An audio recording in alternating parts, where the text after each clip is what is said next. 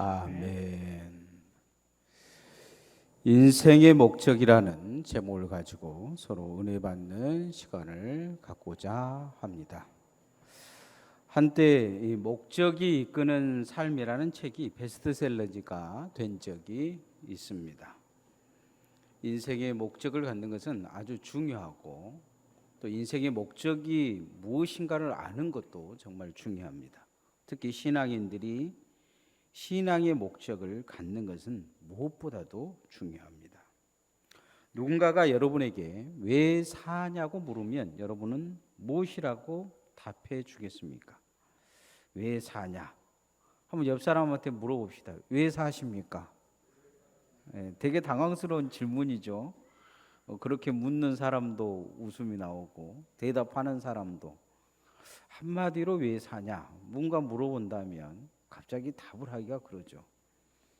세상 사람들에게 왜 사냐고 물어보면 아파서 정말로 날마다 하루하루 숨쉬기 힘든 사람은 죽지 못해 산다. 이렇게 이야기할 거라고죠. 또 어떤 사람한테는 왜 사냐 물어보면 잘 모르겠다. 그런 사람도 있을 거예요.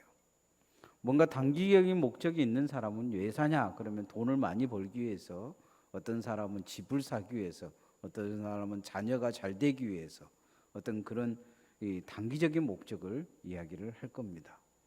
그런데 여러분, 집 사기 위해서 산다, 인생을 산다. 그게 좀 이상하지 않습니까? 한국 사람들은 이런 인생의 목적이 불분명하기도 하고 지금까지 뚜렷하지가 않았어요. 태어나서 좋은 대학 가는 것이 목적이었고, 좋은 직장 가진 것이 목적이었고, 직장을 나오면 좋은 배필만으로 결혼한 게 목적이고, 결혼하면 이제 집 한 채 있어야 되니까 평생 돈 모아가지고 아파트 하나 사는 것이 목적이고, 서울에 지금 아파트 값이 천정부지로 오른 것은 그래도 인생에 죽기 전에 집 한 채는 있어야 되겠지 않냐 하면서 그렇게 사는 거죠. 빚을 얻어가지고. 뭐 투자라고는 이야기를 하지만 생각해 보면 투자가 아니에요. 3억짜리 빚을 가지고 6억을 만들고, 6억짜리 빚이 이제 집이 10억, 20억이 되면 두 채를 만들고 세 채를 만들고, 그 중에서는 대부분의 사람들이 세 방에 사는 사람들도 많아요. 웃기잖아요. 내 재산이 수십억이 되는데도 어찌 보면 지나가면서 남이 아이스크림 먹으면 아이스크림 하나도 못 먹고 은행빚을 갚아야 되기 때문에, 집은 수십억짜리 두 채가 있는데 당장 팔면 내 손에는 그래도 몇 억은 들어오는데 짤짤매면서 평생 그렇게 인생을 살다가 집 두 채 자식들한테 남겨주고 그렇게 가는 거죠. 인생의 목적이 뭘까요? 우리는 이것에 대한 깊은 고민을 해봐야 됩니다. 노인과 바다로 이렇게 써서 유명한 소설 작가가 있어요. 노벨상 수상 작가인 해밍웨이는 그런 이야기를 합니다.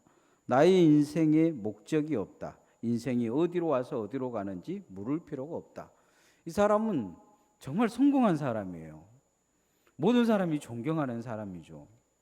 그 사람은 돈도 많았어요. 제가 해밍웨이가 살던 집에 근처에 가서 보니까 정말 멋진 곳이더라고요. 그런데 해밍웨이는 자살해 죽었어요. 그가 쓴 노인과 바다를 보면 이 노인은 바다에 나가서 고기를 한 마리 잡아옵니다. 큰 고기를 잡아와요. 자기 보트보다 더 큰 고기를 잡아서 옆에다가 이렇게 묶어옵니다. 그 영화를 보면. 그런데 이제 돌아오는 길에 그 며칠을 이 고생해서 잡았던 이 고기를 상어들에게 뺏겨요. 그냥 상어들이 통째로 뺏어간 게 아니고 계속 와가지고 고기를 뜯어 먹는 거예요. 그럼 결국은 해안가에 도착을 해서 부두에 도착해 보니까 노인은 벌써 지쳐가지고 그런 상황이 돼 있고, 이 고기는 머리하고 꼬리만 보이고 가운데 뼈만 앙상하게 남아 있는 거예요. 인생의 삶이 그럴 수 있을 것 같아요. 뭔가 열심히 내가 노력해서 얻긴 얻었는데 마지막 생에 살다 보면 다 뜯겨지는 그런 삶이 될 수도 있다는 거죠. 해밍웨이는 그 노인을 자기라고 생각했던 것 같습니다. 오늘 성경에도 그런 사람이 하나 나옵니다. 성공했어요. 성공하고 있어요. 앞으로도 성공할 거예요. 성공의 가도를 다다르고 있는 사람이에요. 세상에 출세를 위해서 살아왔고 이미 출세했고 출세가 보장된 사람이에요. 그런데 그 동생이 예루살렘을 잠깐 갔다 왔어요.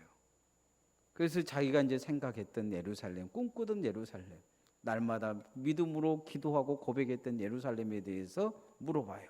동생에게. 야, 동생아, 예루살렘 갔다 왔다며. 예루살렘에 가니까 하나님의 성전에서 예배드리는 그 광경이 어떠더냐?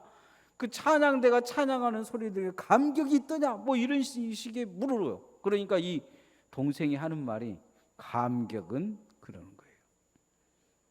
성은 다 무너지고 돌아갔던 사람들이 지었던 성전은 그대로 있는데 예배도 안 드리고 여우가 들랑달랑하고 냄새나고 찬양대가 어디가 있으며 제사장이 어디 있느냐? 정말 실망스럽다. 그런 이야기를 한 거예요. 정말 실망스럽다. 그러니까 이 충격적인 소식을 듣고 이 사람이 한 가지를 깨닫습니다. 아마 그 동생은 그랬을지 몰라요. 도대체 그 제사장들은 가서 뭐 한 거야? 도대체 그 레위인들은 가서 뭐 한 거야? 아니 이런 지경이 되도록 우리 유대인은 어떻게 뭐하고 산 거야? 이렇게 말할 수 있었는지 몰라요. 그런데 이 한 사람은 그 말을 듣고 나는 뭐 한 거야? 이걸 깨달은 거죠. 내 인생의 목적은 뭐였던 거야? 나는 무엇을 위해 살아왔던 거야? 현실을 보게 됩니다. 우리 코로나 시대를 겪으면서 이 한 사람 느헤미야 같은 생각을 가져야 됩니다. 우리는 세상 사람들이 욕한 것처럼 교회도 욕하고 세상 사람들이 문제를 삼은 것처럼 교회도 문제를 삼고, 근데 정말 나는 뭐 했냐는 거예요. 지금까지 나는 뭐하고 살았냐는 거예요.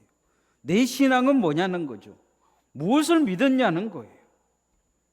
성전이 다 무너져가고 예배가 다 무너져가고 그런 상황에서 나는 뭐 하냐는 거예요.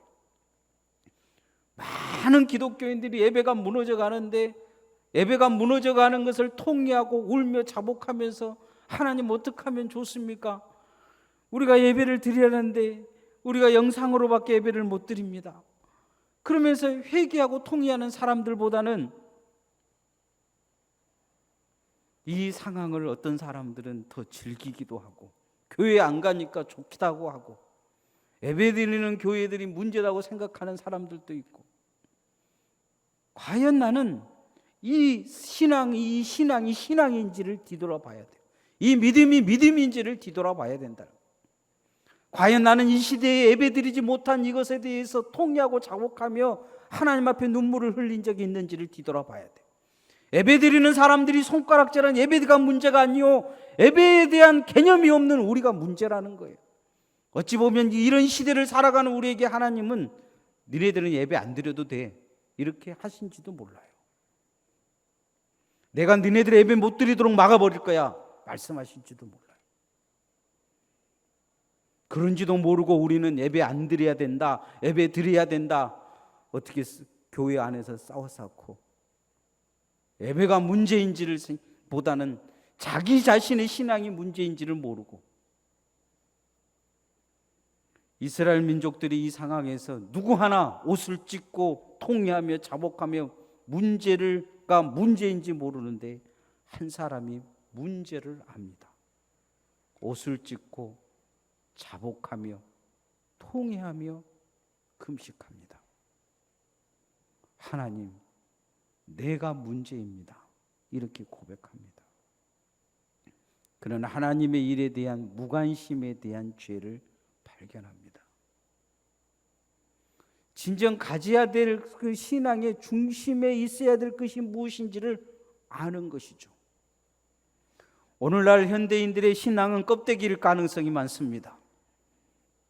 하나님 말씀 못 들은 것에 대해서 눈물을 흘리지 않아요. 기도하지 못하는 것에서 통회하고 눈물 흘리지 않습니다. 예배하지 못한 것에서 통회하고 눈물 흘리지 않아요. 찬양하지 못한 것에서 애타고 목마르지 않습니다. 어찌 보면 그런 것이 더 즐겁고 편안하고 그렇게 가기를 바라기를 원하고 그런 시대가 온 거죠. 목회자들과 많은 이야기를 보면 현대인의 목회자들이 뿐만 아니고 성도들의 신앙이 그 수준인 것을 보게 돼요. 교회에서 예배 안 드리니까 좋다는 거예요. 물론 한국 교회가 예배가 많고 힘들고 어렵기도 하지만 그러나 신앙이 뭔가 우리 뒤돌아봐야 돼요. 영상 예배를 드리고 뭐 이게 문제가 있다는 게 아니에요. 이런 시대를 아파하지 않고 이런 시대를 통회하지 않고 이런 시대에 대해서 문제를 제기하지 않는 우리가 문제인 거예요. 하나님 앞에 통회하지 않는 우리가 문제인 거죠. 무관심한 거죠. 무관심보다는 더 악한 신앙을 가지고 있는 거예요. 어떤 신앙이냐? 하나님을 이용해 먹을 때는 이용해 오고 하나님을 버릴 때는 버리는 신앙이에요. 내가 힘들 때는 하나님 찾고 내가 어려울 때는 하나님 찾고 내가 정말로 하나님을 구해야 할 때는 정말 하나님 구하고 하나님이 필요 없을 때는 그냥 하나님 좀 내게서 멀어지기를 원하는 그런 신앙인 거죠. 인생의 삶의 목적 하나님께로 다시 잡기 위해서는 이 무관심의 죄를 반드시 회개해야 합니다. 따라합시다. 무관심의 죄를 회개합시다. 무관심의 절정이라는 외국 철학자가 쓴 책이 있어요. 이 시대의 가장 큰 질병은 무관심이라고 해요. 관심이 없는 거죠. 남에게도 무관심할 뿐만 아니고 정말 관심을 가져야 될 초점을 잃어버린 거예요. 그리고 사람들은 자기에게 관심 가져주기를 원해요. 자기가 관심의 대상이 되기를 원하는 거죠. 하나님은 정말 우리가 원하는 것처럼 우리에게 지대한 관심을 가지고 계셔요. 하나님의 관심이 없다면 우리는 지옥 가야 될 것입니다. 하나님의 관심이 없다면 예수님은 십자가를 지시지 않았을 것입니다. 하나님의 관심이 없다면 오늘 이 자리에서 우리가 예배드리지 않을 것입니다. 예수님은 우리에게 관심을 주면서 잠자는 자들도 깨어나라 요구하고 계십니다. 하나님은 무관심하지 않으십니다. 창세 전에 우리가 존재하지 않고 우리를 인식하지 못했을 때 하나님은 관심을 두시고 우리를 택하시고 예정하시고 부르시고 구원하시기로 작정하셨습니다. 은혜를 주셨던 거죠. 예수님도 우리를 위해 마지막까지 십자가의 피 한 방울까지 우리를 위해 흘려주셨습니다. 느헤미야는 이 하나님의 관심을 다시 가지기 시작합니다. 우리도 하나님의 관심을 가져야 합니다. 우리도 하나님 앞에 관심 있는 신앙이 되어야 됩니다.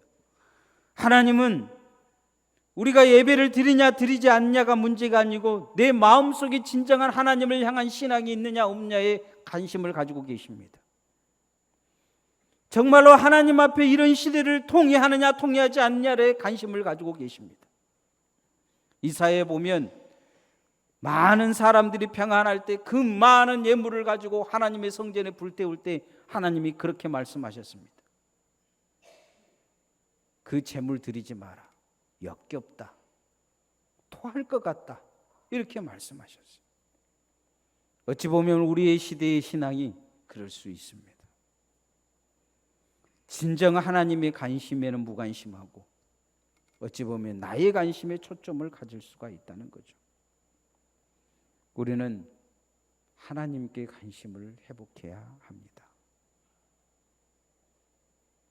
자신의 미래의 성공에 관심을 가졌던 이 느헤미야, 하나님의 일에는 무관심했어요.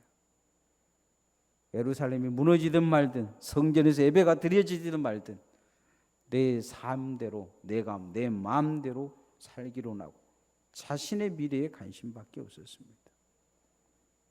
그가 무관심한 모습이 나타납니다.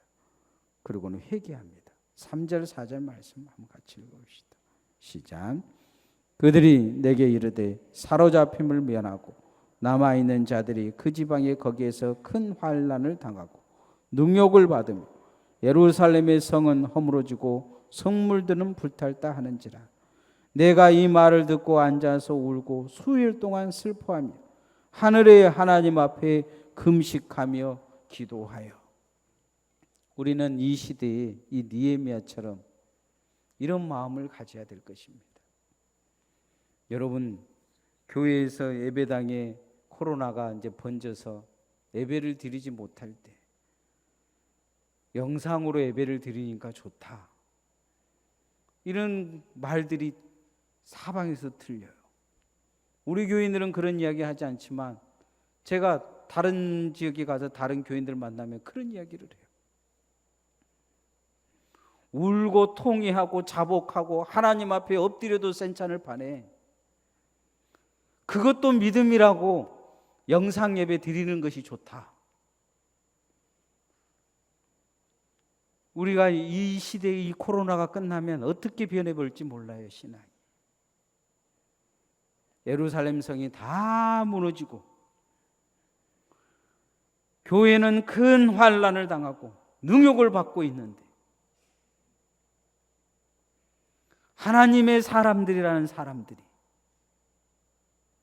이 시대를 아파하지 않고 이 시대의 이 시대를 고통스럽게 사지 않고 이 시대에 대한 숨쉬는 것을 정말로 어려워하지 않고 그렇게 살아간다면 그게 믿음이겠냐는 거예요. 내가 하나님 필요할 때는 하나님 필요를 요구하고 하나님이 진정 나를 필요할 때는 하나님 앞에 울며 기도하지 않는다면 우리는 하나님의 사람이 아닐 것입니다. 느헤미야는 큰 충격을 받습니다. 그 충격은 예루살렘 성이 그렇다는 충격보다는 자기 자신이 그렇게 무관심했다는 충격이에요. 우리도 이 충격이 있어야 합니다. 한국 교회가 예배를 못 드리든 어떠든 그건 둘째 문제예요. 정말 이 시대를 아파하지 않고 고통스러워하지 않고 이 시대에 대해서 눈물을 흘리지 않는 이 신앙이 문제예요. 당연히 받아들이고 그래야 된다, 그렇게 해야 된다, 그렇게 요구하고 그렇게 나아가는 신앙이 문제예요. 안전을 위해서는 우리가 영상 예배 드려야 되고 우리 교회도 앞으로 내년 연말까지 어떤 상황이 될지 몰라요. 한 달, 두 달 예배를 못 드리고 영상으로 예배를 드릴 수 있어요. 저는 여러분이 안전이 우선이기 때문에 꼭 예배당에 와서 예배 드리라는 건 아니에요. 그러나 이러한 시대를 우리가 아파해야 돼요. 우리가 이런 시대를 고통스러워해야 돼요. 이런 시대에 대해서 우리가 그렇게 하자고 하는 것에 대해서 당연시 여기고 즐거워하고 우리가 이것에 대해서 기뻐하고 그렇게 잘한다 박수 칠 일이 아니에요. 이런 결정을 하게 될 것까지 통회하고 눈물을 흘리면서 하나님 앞에 우리의 용서를 구하고 우리의 잘못을 구하고 이렇게까지 갈 수밖에 없는 우리의 현실에 대해서 하나님 앞에 회개해야 돼요. 그게 신앙이죠. 느헤미야는 그런 고통을 자기 삶에 가져와요. 그리고 40일간 금식합니다.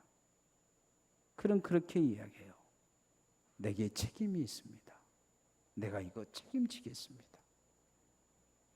우리는 이 시대에 이 코로나 사태에 대해서 질병이 문제가 아니고 질병을 통해서 우리의 신앙의 본질을 보고 있는데 우리는 하나님 앞에 이 시대의 신앙인으로서의 책임을 가져야 돼요.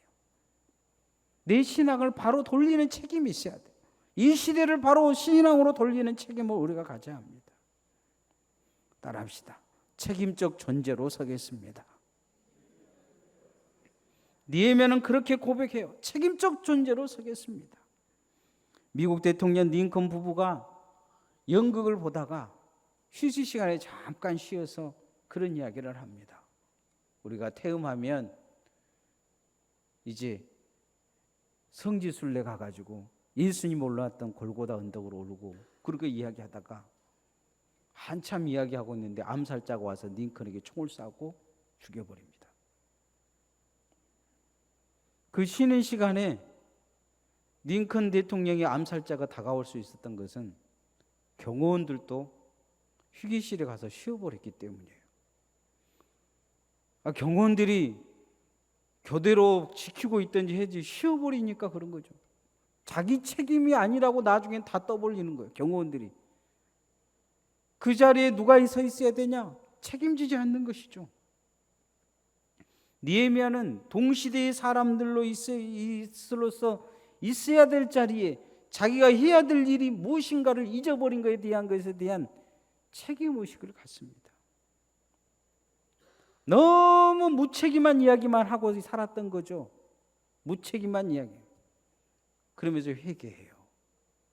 내가 책임적 존재로 가겠습니다. 하나님 책임을 내게 맡겨주십시오. 내가 이 예루살렘 성 다시 수복하겠습니다. 예배 드리도록 만들어 놓겠습니다. 성전에 제사장들 제대로 역할하도록 만들어 놓겠습니다. 레위인들 제대로 하나님 성전에 수종 들도록 내가 만들어 놓겠습니다. 무너진 예루살렘 성 내가 책임적 존재로 서겠습니다. 6절 7절 말씀 같이 읽어보시죠. 시작. 이제 종이 주의 종들은 이스라엘 자손을 위하여 주야로 기도하오. 우리 이스라엘 자손이 주께 범죄한 죄를 자복하오니 주는 귀를 기울이시며 눈을 여시사 종의 기도를 들으시옵소서. 나와 내 아버지 집이 범죄하여 주를 향하여 크게 악을 행하여 주께서 주의 종 모세에게 명령하신 계명과 율례와 규례를 지키지 아니하였나이다. 내 책임이 무엇인지를 나는 압니다. 이제야 알았습니다. 내가 무관심하고 내가 책임져야 될 존재로 하나님이 나를 키워주시고 세워주셨는데 무책임하게 내 미래만을 위해서 내 성공만을 위해서 달려왔습니다. 예배가 무너지든지 교회가 무너지든지 나만 잘 되면 된다는 생각밖에 없었지 주님의 나라가 무너지고 있는데 그 역할을 감당하지 못했습니다. 나와 내 아버지가 그렇습니다. 이렇게 고백하는 거죠. 베드로전서 2장 9절에 보면 오직 너희는 택하신 족속이요 왕같은 제사장들이요 거룩한 나라요 그의 소유된 백성이니 이는 너희를 어두운 데서 불러내어 그의 귀한 빛에 들어가게 하신 자의 아름다운 선덕을 선전하게 하려 함이심이라 이렇게 말합니다. 너희는 택한 족속이다 말씀하시고 왕같은 제사장들이다. 제사장 역할을 해야 되는데 어떤 역할을 하냐? 왕같은 제사장 역할을 해야 될 사람들이라는 거죠. 거룩한 나라, 하나님의 나라의 사람들이 그의 소유된 백성이다 이렇게 말합니다. 제사장의 책임이 있으며 하나님의 나라의 사람으로서 시민으로서 책임이 있으며 하나님 백성으로서 책임이 있다는 거죠. 주님의 복음을 전할 책임이 있다 이렇게 말씀합니다. 책임적 존재로 살아라는 것이죠. 오늘날 성도들은 내게 책임이 있음을 기억해야 합니다. 그렇게 책임적 존재로 하나님을 위해 사십시다. 따라합시다. 하나님을 위해 사십시다. 우리는 인생의 초점을 바꿔야 됩니다. 하나님을 위해 살겠다 이렇게 결단해야 됩니다. 니에미아는 하나님 앞에 자신이 잘못 살았음을 고백합니다. 인생의 초점을 바꿉니다. 그러면서 하나님 앞에 기도합니다. 하나님, 내가 이렇게 인생의 초점을 바꿉니다. 하나님, 나를 도와주시옵소서. 내가 책임적 존재로 살겠습니다. 나를 책임적 존재로 세워주옵소서. 내가 하나님 위해 살겠습니다 고백합니다. 11절 말씀 같이 한번 읽어봅시다. 시작. 주여 구하오니 귀를 기울이사 종의 기도와 주의 이름을 경외하기를 기뻐하는 종들의 기도를 들으시고 오늘 종이 형통하여 이 사람의 앞에서 은혜를 입게 하옵소서 하였나니 그때에 내가 왕의 술관원이 되었느니라. 자기의 무관심을 돌려서 하나님 앞에 책임적 존재로 서기 위해 그렇게 하나님 앞에 기도합니다. 하나님 나를 책임적 존재로 세워주시면 내가 책임지겠습니다. 내가 예루살렘 성 다시 회복하겠습니다. 내가 그 성에 가서 성전에서 예배 드리도록, 예배가 되도록 만들어 놓겠습니다. 그 누군가처럼 도대체 예루살렘 총독으로 보냈던 인간들은 가서 뭐 했던 거야? 수룹바벨은 뭐 하고 여호수아 대제사장 뭐 한 거야? 지금 100년이 다 지나갔는데 도대체 그 많은 사람 가가지고 도대체 뭔 짓거리를 한 거야?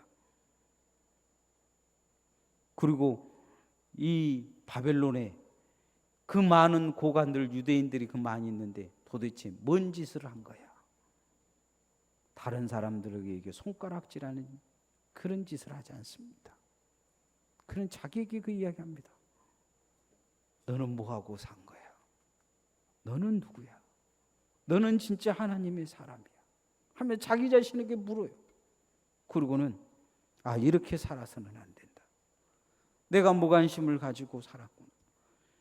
내 인생의 마지막은 정말 하나님을 위해 살아야 되겠구나. 하나님을 위한 사람으로 내가 살아야 되겠구나. 그리고 자기의 삶을 주님을 위해 사는 삶으로 목적을 전환합니다. 우리도 주님을 위해 사는 삶에 목적이 있는지 점검해 봐야 합니다. 말씀의 결론을 맺으면 코로나 시대이죠. 모두 다 이런 시대는 당연하게 받아들이는 것들이 점점 익숙해져 가고 있어요. 그러나 우리는 이 시대를 아포해야 합니다. 우리 교회는 예배 드리지만 오늘 또 예배 드리지 못하는 교회들이 많습니다. 전도의 문이 교회가 뭔 죄입니까? 예배 드리는 것이. 그러나 교회가 예배 드림을 통해서 바이러스가 전파되다 보니까 전도의 문이 막혀버렸어요.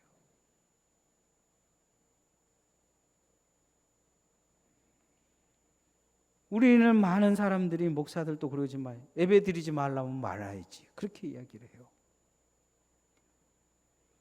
그런데 이런 시대를 사는 우리가 하나님 앞에 그런 그 말 한마디 하는 것은 아파하지 않고, 이런 시대를 고통스러우고 다음 시대가 어떻게 돌아올지를 걱정되는 것은 하나도 없이 나만 이렇게 잘 살면 되고, 나만 코로나 안 걸리면 되고, 우리 교회만 안전하면 되고, 우리는 그렇게 살고 있지는 않습니까? 우리가 코로나 안 걸리고 우리가 매주 예배 본당에서 잘 드릴지라도 그런 신앙을 갖고 있다면 그 신앙은 썩은 신앙입니다. 그 신앙에 문제가 있어요. 느헤미야는 자신이 얼마나 썩은 신앙인지를 압니다. 그러니 40일간 금식을 하죠. 그러니 40일간 눈물을 흘립니다. 40일간 통회를 합니다. 하나님은 이 사람에게 예루살렘을 맡겨주십니다. 예배를 회복하게 해줘요. 예배를 새롭게 하도록 해줍니다. 예루살렘이 예루살렘 되게 만들어 주십니다. 우리는 이런 시대를 가지고 살면서 이 느헤미야 같은 마음을 회복해야 될 줄 믿습니다. 하나님이 정정한 원하는 신앙은 이런 걸 거예요. 우리는 이걸 아파야 합니다. 저는 TV를 볼 때마다 교회 이야기만 나오면 너무너무 아픕니다. 요즘은 뉴스를 보기가 싫어요. 교회 이야기할까지. 신문도 잘 안 봅니다. 그러면 다음 시대가 너무 걱정이 되는 거예요. 우리가 한국 교인들은 다 그러지 않을지라도 우리 교인들만큼만은 이 시대를 아파하고 눈물을 흘려야 할 것입니다. 그래야 하나님이 도와주실 것입니다. 찬양하십시다.